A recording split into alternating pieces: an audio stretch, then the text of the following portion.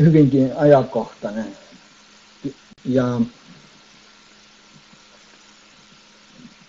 koskee meitä kaikkia, niin minua ja sinuakin, ystäväni. Ja tämä aihe, mikä minulla on, niin tämä on anteeksi annosta.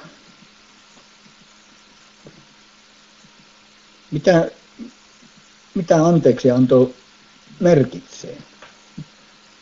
Täällä Isossa Raamatun tietosanakirjassa sanotaan näin.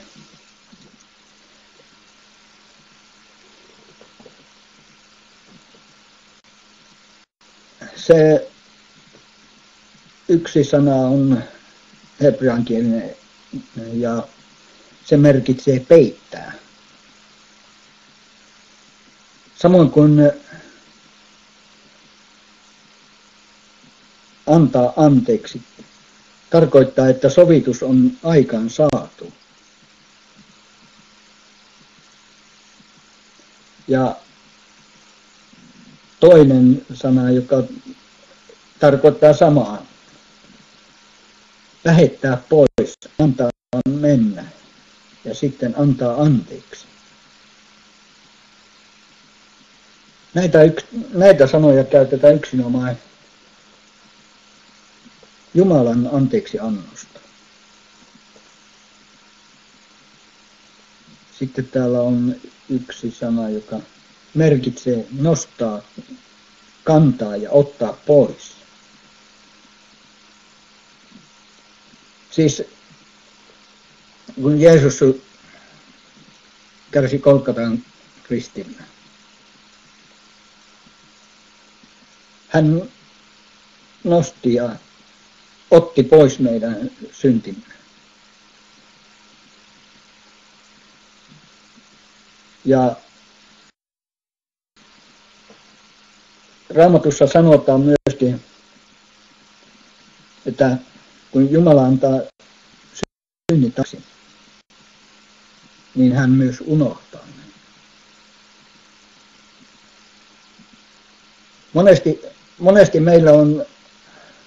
Monesti me sanomme, kyllä minä voin antaa anteeksi, mutta unohtaa en. Mutta tämä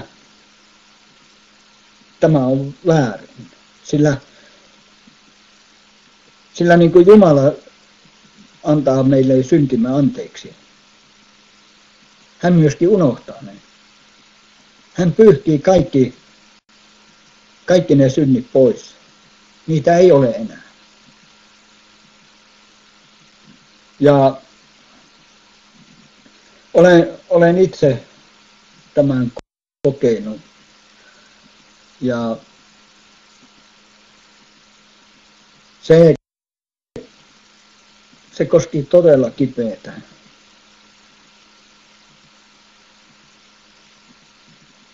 Koska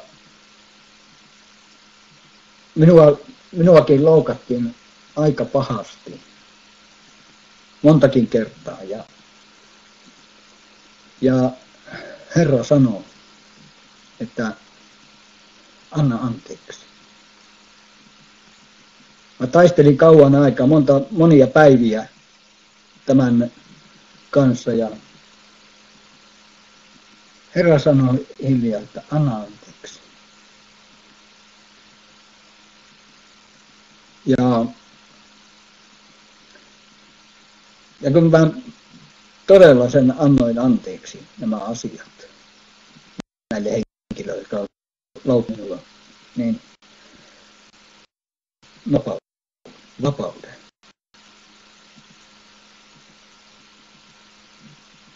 Ja tuosta sitten tulee mieleen juuri tuosta vapaudesta,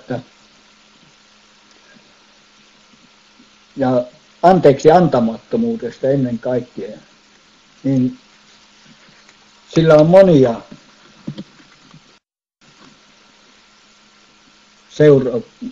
seurauksia. Ja täällä anteeksiantamattomuus voi aiheuttaa sekä fyysistä että psyykkistä häiriötä.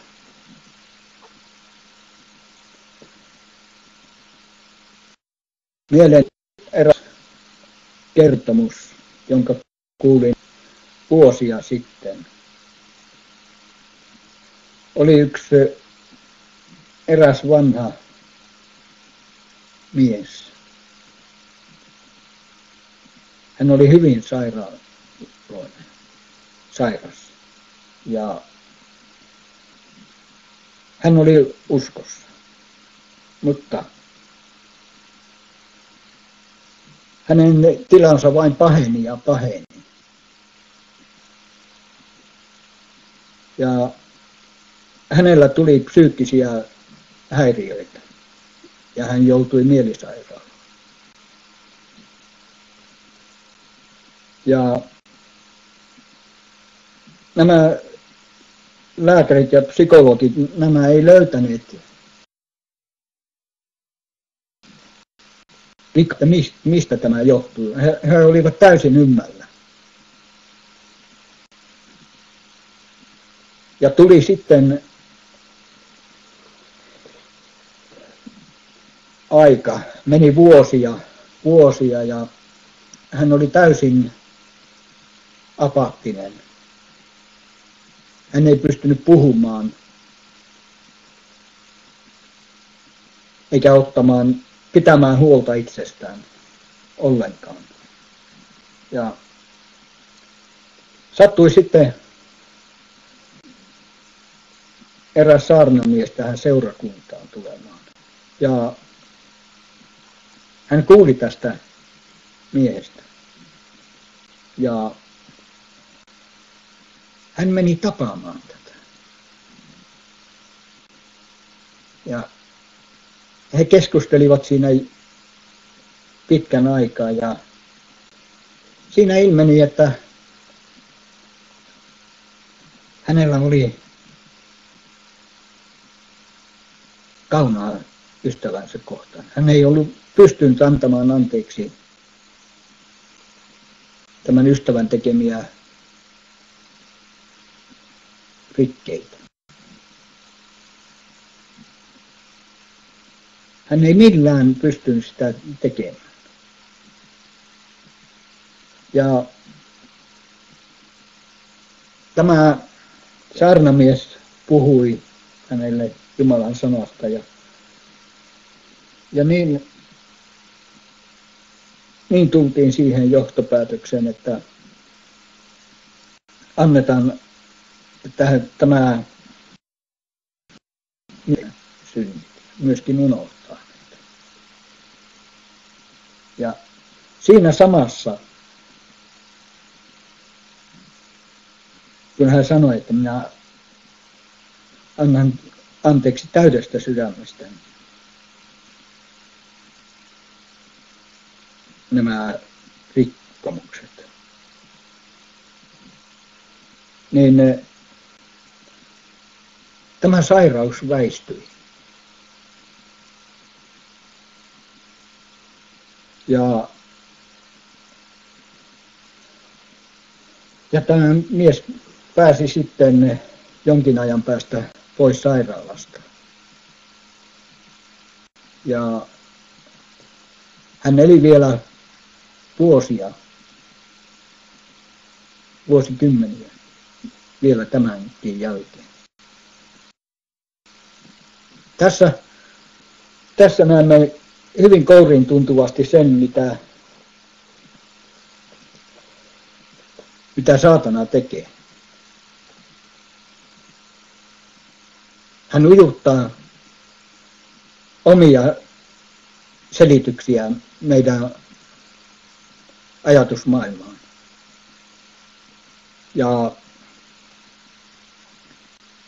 Ja sitä kautta nämä sairaudet ja vaivat tulevat.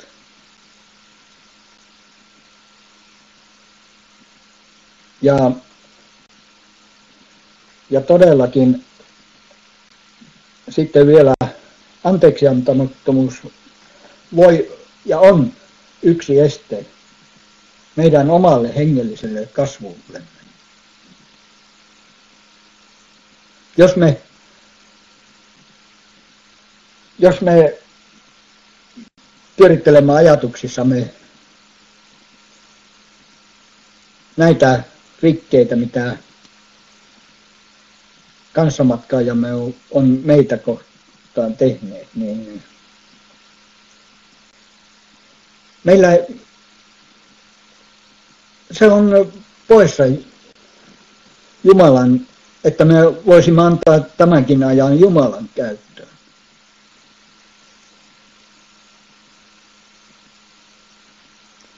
Jumala haluaa, että me olisimme täysin hänen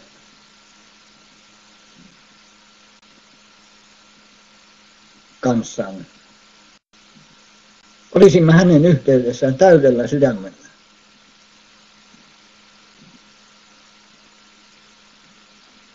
Ja tähänkö me päästäisiin, että me todella unohtaisimme kaikki ne virheet ja rikkomukset, mikä meitä on kohdannut, niin mä uskallan sanoa näin, että silloin alkaa ihmeitä tapahtumaan. Meidän tulee herätä tähän asiaan, että tosiaan tutkia sisintämme, sydäntämme. Onko siellä mitään poispantavaa? Täällä Raamatussa sanotaan Matteuksen evankeliumin 5. luku ja 22. jae, siitä muutama jae eteenpäin. Mutta minä sanon teille, jokainen, joka vihastuu veljeensä, on ansainnut oikeuden tuomion. Ja joka sanoo veljelleen, sinä tyhjänpäiväinen, on ansainnut suuren neuvoston tuomion. Ja joka sanoo, sinä hullu, on ansainnut helvetin tulen. Sen tähden, jos tuot lahjaasi alttarille ja siellä muistat, että veljelläsi on jotakin sinua vastaan, niin jätä lahjasi siihen alttarin eteen ja käy ensin sopimassa veljesi kanssa ja tule sitten uhraamaan lahjasi. Suostu pian sopimaan riitapuolisi kanssa niin kauan kuin vielä olet tässä tiellä, ettei riitapuolesi vetäisi sinua tuomarin eteen ja tuomari antaisi sinua oikeuden palvelijalle ja ettei sinua pantaisi vankeuteen. Totisesti minä sanon sinulle, sieltä et pääse ennen kuin maksat viimeisenkin rovon. Todella kuten tuossa 23. ja 4. jae sanotaan, että kun me todella tulee joku semmoinen asia mieleen, että se kaveri siellä, se loukkasi minua ja sillain. Niin vaikka meidän omastani mielestämme hänen tulisi pyytää meidän anteeksi niitä tekoja, mitä hän on tehnyt meitä kohtaan. Mutta mitä tässä sanotaan täällä? Että sen tähden, jos tuot lahjaasi alttarille ja siellä muistat, että veljelläsi on jotakin sinua vastaan, niin jätä lahjasi siihen alttarin eteen ja käy ensin sopimassa veljesi kanssa ja tule sitten uhraamaan lahjasi.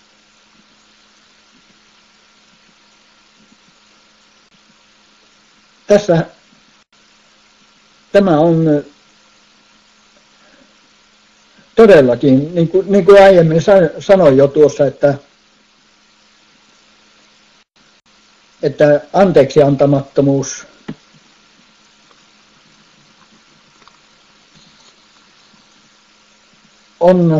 vaikuttaa siihen, että meidän hengellinen kasvumme hidastuu ja voi jopa pysähtyä.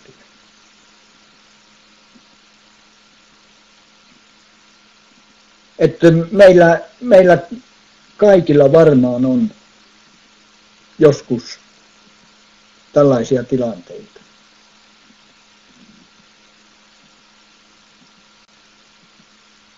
Ja täällä edelleenkin Matteuksen evankeliumin 6. luku, 14 ja 15 jae. Sillä jos te annatte anteeksi ihmisille heidän rikkomuksensa, niin teidän taivaallinen isänne myös antaa teille anteeksi. Mutta jos te ette anna ihmisille anteeksi, niin ei myöskään teidän isänne anna anteeksi teidän rikkomuksia.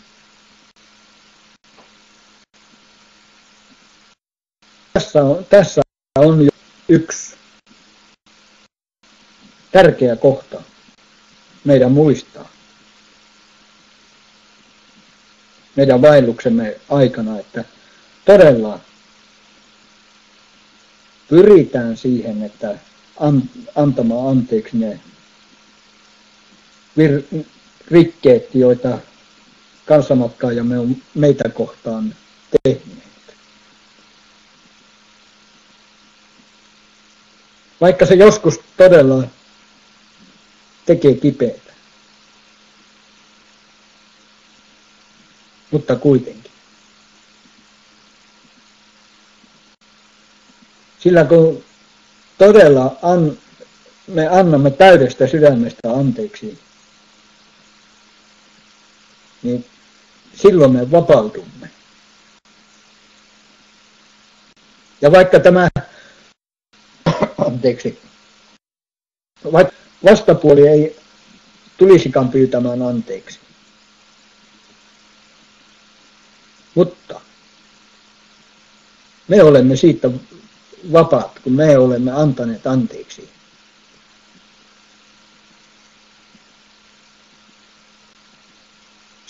Silloin me saamme puhtain sydämin jatkaa matkaa. Ja todella meidän tulee myöskin unohtaa ne asiat, jotka me olemme anteeksi antaneet. Niin näinkö me teemme, niin silloin myöskin Herra voi täyttää ja käyttää meitä. Niissä asioissa ja siellä, missä hän haluaa. Ja täällä todella yksi kohta jäi tuossa lukematta, ja tämä löytyy täältä Matteuksen evankeliumin 9. luvusta ja sen toisesta jakeesta muutama jäi eteenpäin. Ja katso, hänen tykönsä tuotiin halvattu mies, joka makasi vuoteella. Kun Jeesus näki heidän uskonsa, sanoi hän halvatulle, poikani, ole turvallisella mielellä. Sinun syntisi annetaan sinulle anteeksi. Ja katso, muutamat kyyneistä sanoivat mielessään, tämä pilkkaa Jumalaa. Mutta Jeesus ymmärsi heidän ajatuksensa ja sanoi, miksi te ajattelette pahaa sydämessänne? Sillä kumpi on helpompaa, sanoako sinun syntisi annetaan sinulle anteeksi, vai sanoa nouse ja käy.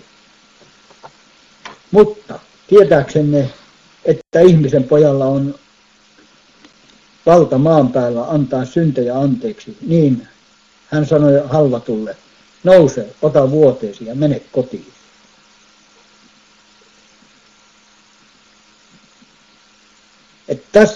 Tässä nähdään se, mitä Jeesus tekee meille.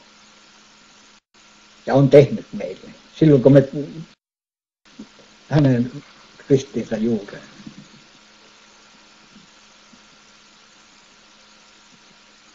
Hän otti meidän syntimme päällensä. Ja kaikki ne meidän pahat teot ja synnit, ne pyhittiin pois Jeesuksen verellä. Ja niin käännettiin uusi sivu, joka oli täysin puhdas. Tulee mieleen eräs tapaus, jossa eräs mies meni tuomarin luokse tunnustamaan omia rikoksiaan.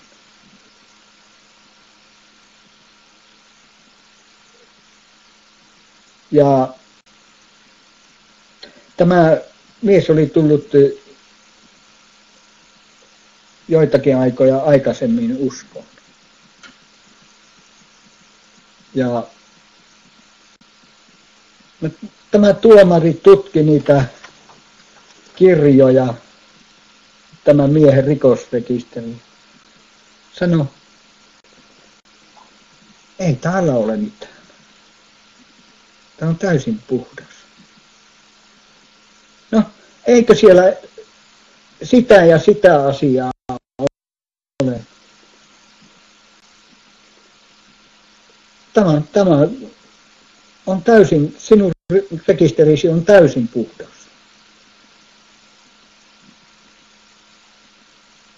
Aamen. Että tällä lailla Jeesus tekee, kun hän todella ottaa meidän syntimme, niin hän pyyhkii ne pois ja heittää ne järveen, jonka rannalla on taulu kalastus kielletty. Ne on taakse jäänyttä elämää ne. Ja katsokaa me eteenpäin.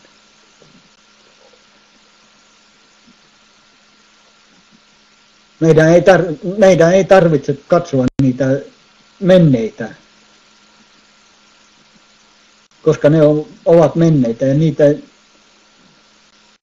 niitä ei tekemättömäksi saa, mutta ne on kuitenkin pois meidän sydämeltä, koska Jeesus on ne ottanut päälle. Ja täällä sitten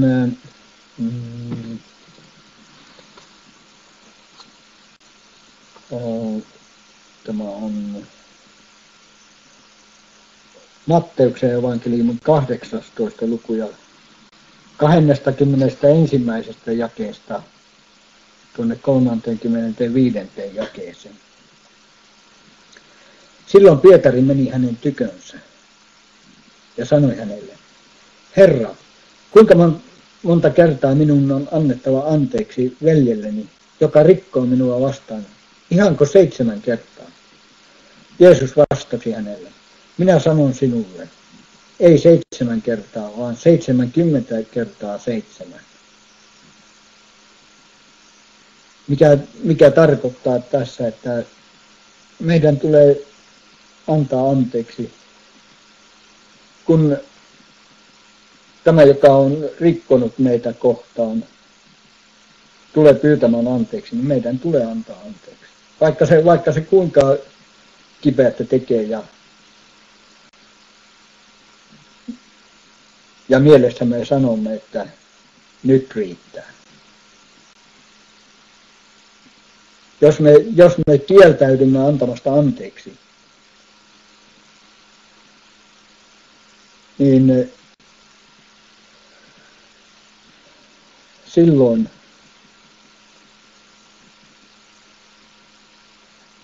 minä ainakin uskon näin, että silloin kun Jeesus tulee noutamaan omia, niin tänne jää. Tämä on kova teksti ja mä tiedän sen ja mä puhun tänään itselleni samalla tavoin kuin teillekin.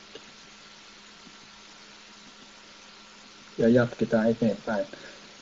Sen tähden taivasten valtakunta on verrattava kuninkaaseen, joka vaati palvelijoiltaansa tiliä. Ja kun hän rupesi tilintekoon, tuotiin hänen eteensä eräs, joka oli hänelle velkaa 10 000 leiviskää.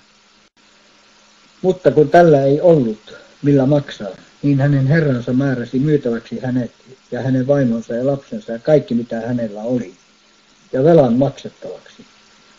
Silloin palvelija lankesi maahan ja rukoili häntä anoen.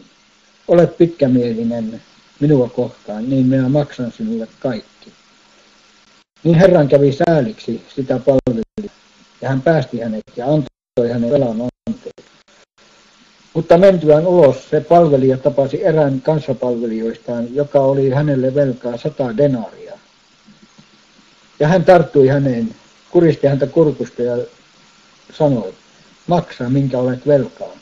Niin hänen kanssapalvelijansa lankesi maahan ja pyysi häntä sanoen, ole pitkämielinen minua kohtaan, niin minä maksan sinulle. Mutta hän ei tahtonut, vaan meni ja heitti hänet vankeuteen, kunnes hän maksaisi velkansa. Kun nyt hänen kanssapalvelijansa näkivät, että mitä tapahtui, tulivat he kovin murheellisiksi ja menivät ja ilmoittivat herrallensa kaiken, mitä oli tapahtunut. Silloin hänen herransa kutsui hänet eteensä ja sanoi hänelle, sinä paha palvelija, minä annoin sinulle anteeksi kaiken sen velan, koska sitä minulta pyysit. Eikö sinunkin olisi pitänyt armahtaa kanssapalvelijasi niin kuin minä sinua armahtin? Ja herransa vihastui ja antoi hänet vanginvartijan käsiin, kunnes hän maksaisi, minkä oli hänelle velkaa. Näin myös minun taivaallinen isäni tekee teille, ellette anna kukin veljellenne sydämestänne anteeksi. Joten ystäväni,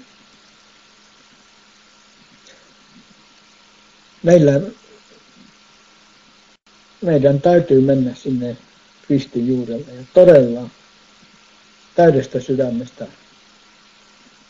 antaa anteeksi ne rikkomukset, mitä kanssamatkaajamme on meitä kohtaan tehty.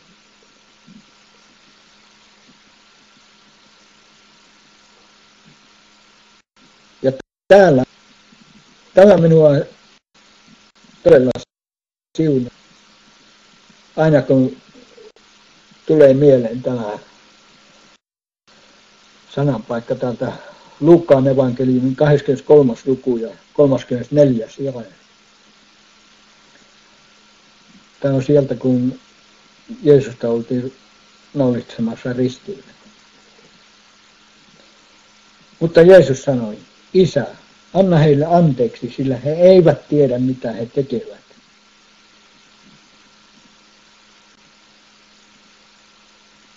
Todellakin. Jeesus itse halusi antaa anteeksi tällaisen teon näille, jotka ristiinnaulitsivat hänet. Ja hän on meille myöskin anteeksi kaikki ne rikokset, mitä me olemme tehneet elämämme aikana.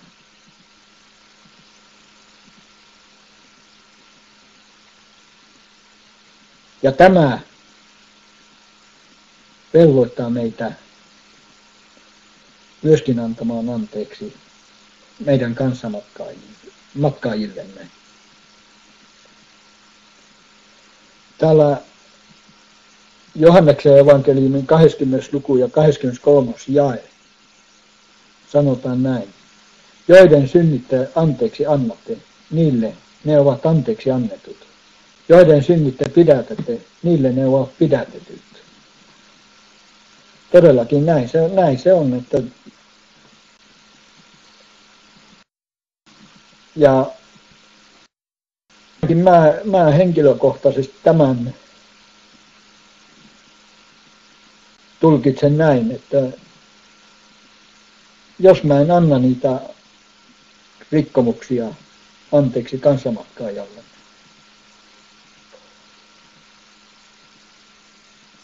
niin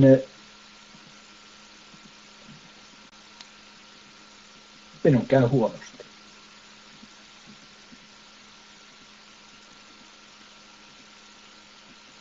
Koska Raamattu sanoo sen ihan selvästi nyt, että jos me emme anteeksi anna täydestä sydämestä ja myöskin unohda, niin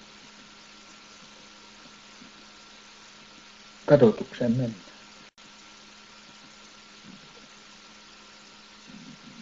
Joten ystäväni, meidän todella tulee tehdä parannus tässä asiassa ja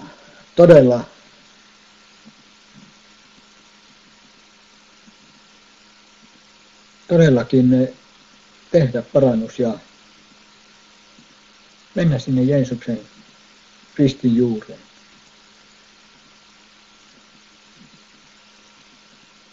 Ja pyytää, että hän antaisi meille voimaa antaa anteeksi kanssamatkaajille.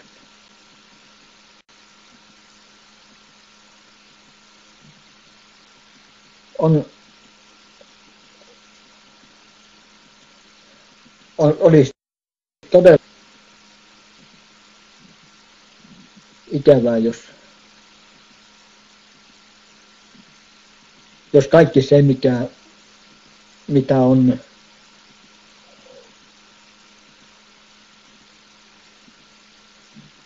oltu itse kukainenkin Herran tiellä, jos me emme todella näissä näinkin pienissä asioissa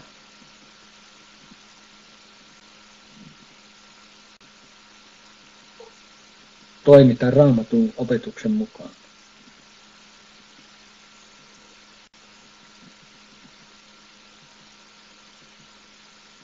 Että meidän kaikkien, minun niin kuin sinunkin ystäväni, on tehtävä parannus tässä asiassa. Tällä roomalaiskirjeen 4. luvussa ja 7. jakeessa Paavali autuat ne rikokset ovat anteeksi annetut ja joiden synnit ovat peitetyt. Toisin sanoen, ne synnit ovat poistettu. Niitä ei ole olemassa enää.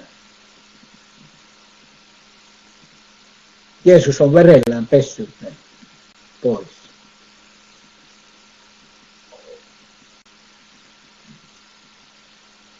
Ja täällä hebrealaiskirjeen 8. luku ja 12. jae. Sillä minä annan anteeksi heidän vääryytensä, enkä enää muista heidän syntejänsä. Tässä se tulee selvästi esiin. Että se tekokirja, synnit, mitä me olemme silloin maailmassa ollessamme tehneet ja kun olemme tulleet Jeesuksen luokse. Hän on verellään pyyhkinyt ne pois.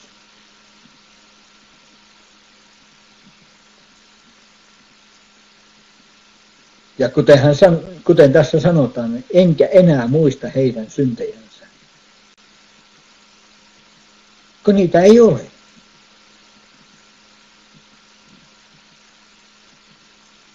Ne on kaikki pois. Se on kerralla kaikki pois.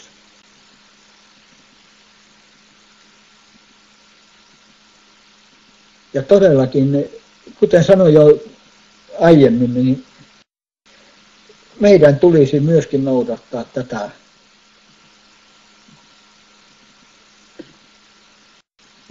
opetusta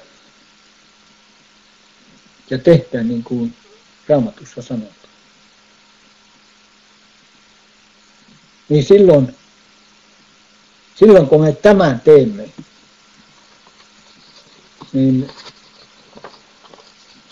niin silloin alkaa herätyksen tulle puhaltamaan. Se herätys on lähdettävä meistä itsestämme. Meidän on turha odottaa herätystä, jos me emme mene itseemme ja tee parannusta niistä rikkeistä ja synneistä, mitä olemme tehneet.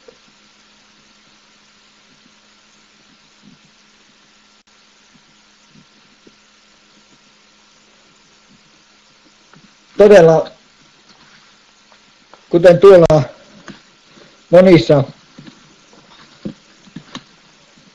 monissa maissa tuhansia, kymmeniä tuhansia tulee usko joka päivä, voi sanoa näin. Ja me monesti ihmetellään täällä Suomessa, Ruotsissa ja monissa muissa maissa. Miksi täällä ei tapahdu? Että siellä vain tapahtuu näitä asioita. Mutta aletaan tutkimaan sitä omaa sisintämme, avataan se oma puseromme ja tutkitaan sitä. Ja mennään Herran eteen.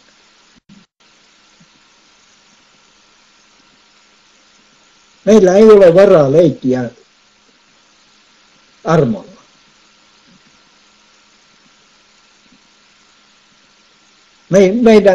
Me emme saa tehdä sitä, että me yhtenä päivänä ollaan tuolla maailmassa, seuraavana päivänä kirkossa ja taas seuraavana päivänä maailmassa. Tämä on vaarallista, ystävät. Kuten yksi henkilö sanoi minulle vuosia sitten, oli keskustelua tästä, niin että hänellä on kaikki luvallista. Ja hän vetosi, amen, näin se on, että kahta Herraa ei voi palvella. Hän vetosi siihen Raamatun kohtaan, missä sanotaan, että kaikki on luvallista minulle. Mutta onko sitä, en muista nyt sitä niin tarkkaan, mutta kuitenkin. Jos me tällä lailla alamme leikittelemään armolla, niin silloin helvetin portit kolisee. Olen siitä 100% varma.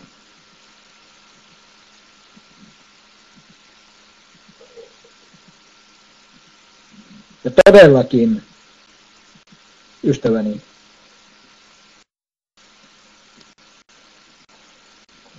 annetaan ne anteeksi virheet toinen toisillemme. Niin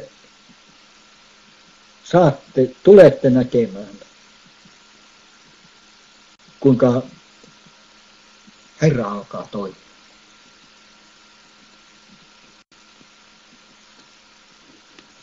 Ja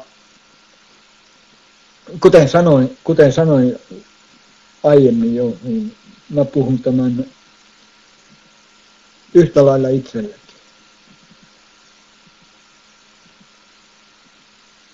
Minäkin olen yhtä vajavainen kuin kaikki muutkin.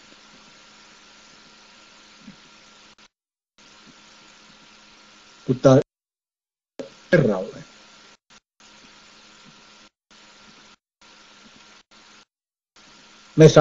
Meillä on mahdollisuus mennä Golgatan ristin juurelle, sinne puhdistuslähteen.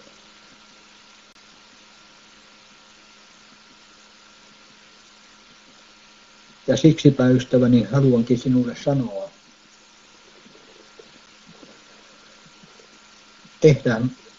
tehdään parannus. Tehdään yhdessä se parannus.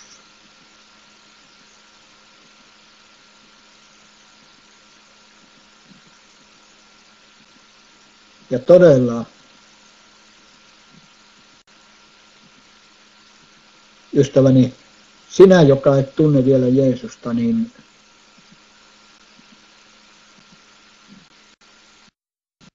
laita. Ja sinä, joka kait uudistusta, laita se. Ja sinä, joka kaipaat terveyttä, laita 3. Ja sinä, joka kaipaat Pyhän Hengen täytettä, niin laita sen 4. Amen. Joo, Herra, kiitos tästä hingasta, Herra. Kiitos siitä, että saan siunata ystäviäni, veljiä ja sisariani sinun nimessäsi. Kiitos siitä, että sinä täytät meidät kaikki Pyhällä Hengellä ja tulella, Herra. Amen.